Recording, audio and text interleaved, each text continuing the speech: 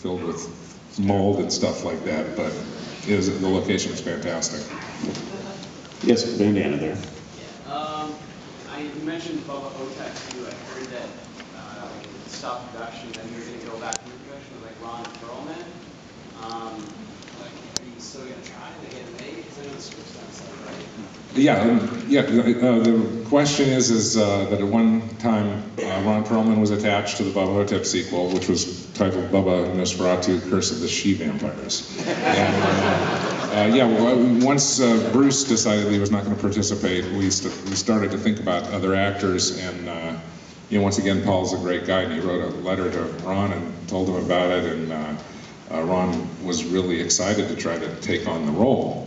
But at that point, the funding had gotten shaky, and then Ron got a TV series, and it just, I don't know. It's interesting though, it feels just from this trip, a lot of people have been asking, I thought it was in the rearview mirror that maybe we'd never do that, just people keep asking about that, and so maybe we should all write an email to Bruce Campbell and ask him to join back up. But thanks for asking that. Yes, this side.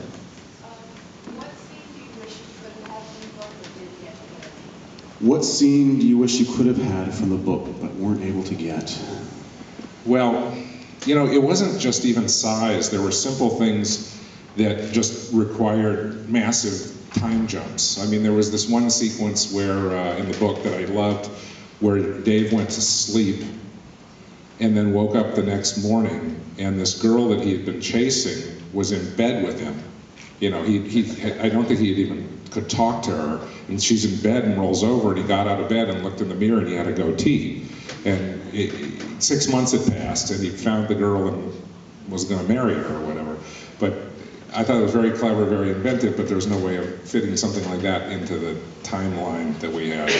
So, but there's a lot of really epic stuff and a lot of wonderful Lovecraftian monsters in the book, and we did what we could. Courtesy of Mr. Robert Kurtzman, who was the K of K&B, and a director in his own right, who not only did he build the entire Bubba Hotep mummy, but he created the meat monster. And I want to walk down here and ask Ches, maybe you could tell us, this is Chez's first movie, it's his first time at a film festival. What would it like to portray the meat monster, and where did you come up with that idea that the meat monster, when he was on the phone, he would turn away from the boys? It was all kind of a blur. At that point, I don't think, I wasn't very well hydrated, I was kind of like, but I think you actually directed, I think you actually gave me that. Oh, well, I'll take credit for it. Thank you, Jess. That's how you get more jobs. And I'd like to also bring in Ty into the mix, if we could, real quick. And maybe you could, well, first off, my first question, what happened to the dreadlocks? And two, how did you approach this role? Dreadlocks.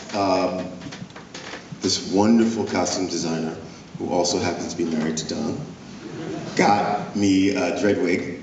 And it was a really interesting coincidence because I had dreadlocks for about 12 years and I just cut them, I think, 6 months before the movie. And so Shelley Cascarelli said, how would you feel about having dreadlocks? And I'm like, I'd be fine with that.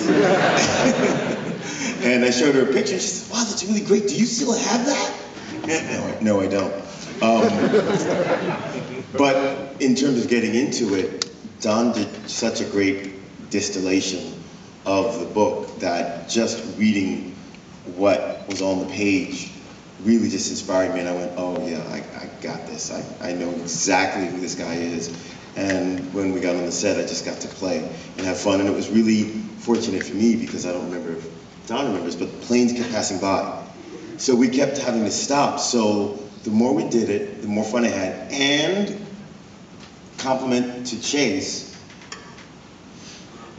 we did one take, and I go, oh, I better step up my game, otherwise